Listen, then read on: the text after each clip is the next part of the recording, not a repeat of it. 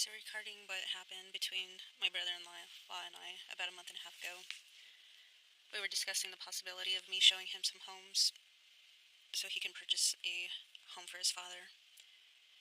I had already sold him and my sister a house 8 or 9 months ago prior, so this was not a new or unfamiliar relationship professionally.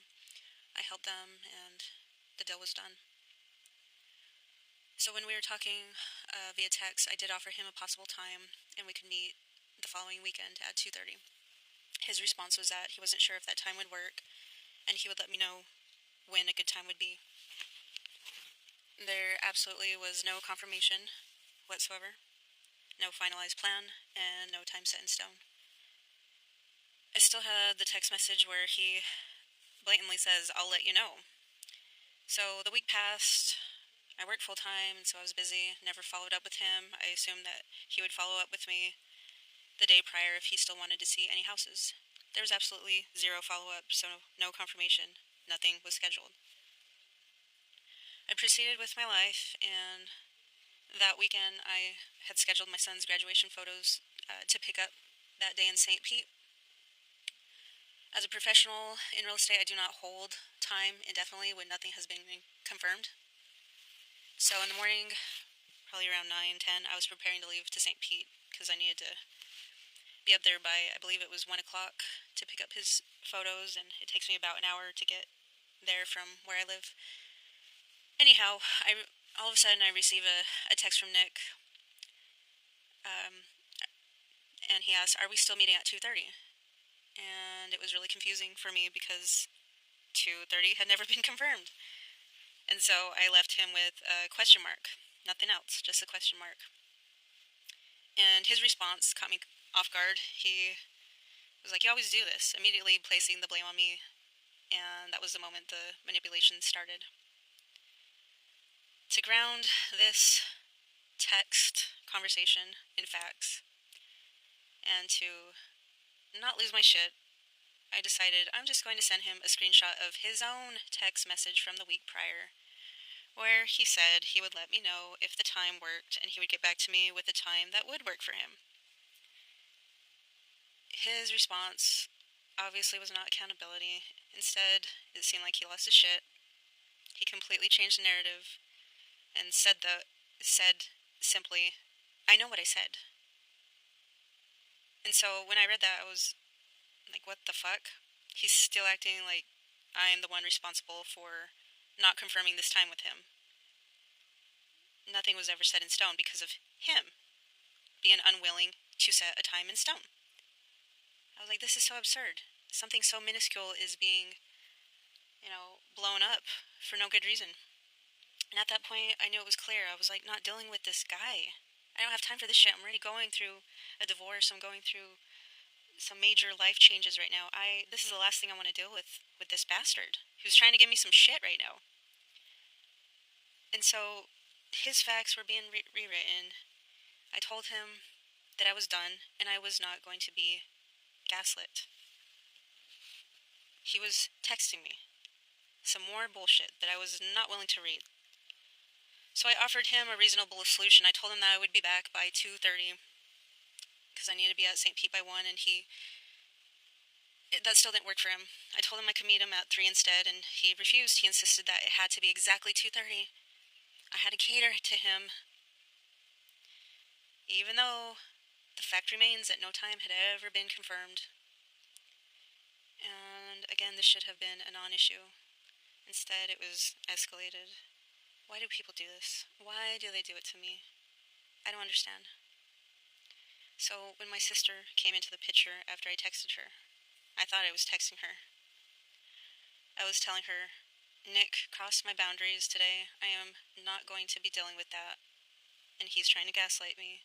This is the situation. He claims we were supposed to meet at 2:30 when last week he was not able to set that time into stone." And so I thought I was calmly telling my sister everything that happened. Despite this, the narrative she responded with was reflecting something very different. Obviously, she believes her husband. Obviously, he was telling her lies. And she believed that there had been a time set in stone, and that I was being the one that was difficult or uncooperative. And again, that could only have come from Nick, who was lying to her.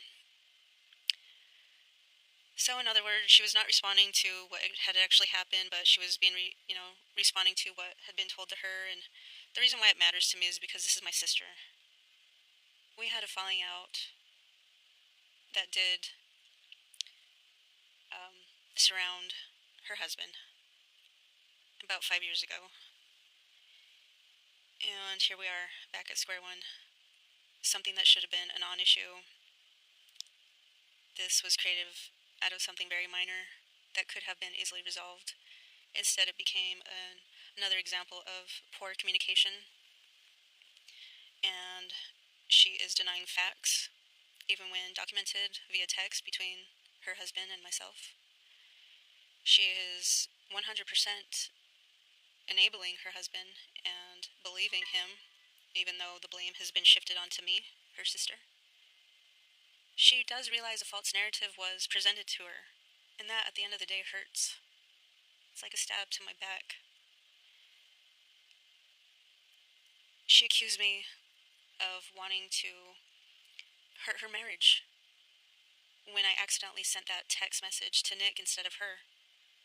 And honest to God, that was a complete accident. He kept texting me, and I swear to God, I had Jackie in my view, and I was texting her all this, and I said, you know what, I hope you and the kids are okay, because I am not willing to work with somebody that is this manipulative, somebody who's gaslighting you. I've seen how Nick treats you behind closed doors. I said all that. And it ended up going directly to her abuser, Nick. He saw it. It wasn't even 2 seconds when I realized what happened, and I started freaking out. My heart dropped, and I wanted to delete the text, but I could already see him feverishly texting me back. How can somebody read that so quickly and start feverishly texting me back is beyond me. But that's besides the point. I'm just so done with these guys. She's falling for the manipulation and the gaslighting. It's not going to work on me. Would it have worked on me had I was not already going through my shit with my soon-to-be ex-husband? Had it worked on me in the past? Yeah, of course. Probably would have taken his shit. You know, Nick is all like, oh, cater to me. Everybody needs to cater to me. I'm this vet with PTSD and I'm disabled. No, that's all lies. That's another story in itself. I'm not even going to go there. He's mooched off of Pam most of his adult life. I don't know how he got away with that, but it's like he won the lottery already. And he's still mooching off the government. But again, I said I was going to touch on that, so I need to stop. Back to the points. My sister and my relationship will never be the same as long as she's married to an asshole like Nick. I will not accept being blamed or misrepresented to cover somebody else's failure to communicate. Nick has always gotten away with his shit because he claims he has PTSD and these mental issues, and Jackie can soak it all up and believe it all she wants. That's not my problem. That's not my issue. All I can do is love my sister no matter what and wish her the best, wish her well, but I will not tolerate another fucked up shit scenario where a man is trying to twist the narrative and put blame on me. It doesn't even have to be a man. It could be a woman. It could be anybody. I'm fucking done. And so,